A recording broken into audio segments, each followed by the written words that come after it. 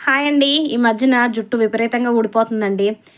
ఏ మూల చూసినా ఇంట్లో రాలిపోయిన జుట్టు భూచక్రాలు తిరుగుతున్నట్టు తిరుగుతుందనమాట. ఇంట్లో అందరూ విసుక్కుంటున్నారు. ఏ మూల చూసినా ఇలా రాలిపోయిన జుట్టు కనిపిస్తుందని చెప్పి. అలాగే మా పిల్లలకైతే చుండ్రండి. విపరీతంగా చుండ్రు పెరిగిపోయింది. పెచ్చులు పెచ్చుల కింద ఊడిపోతుందనమాట చుండ్రు. ఈ 2 సమస్యలు తగ్గడం కోసమని నేను హోమ్ మేడ్ హెయిర్ ఆయిల్ అయితే ప్రిపేర్ చేసుకున్నాను.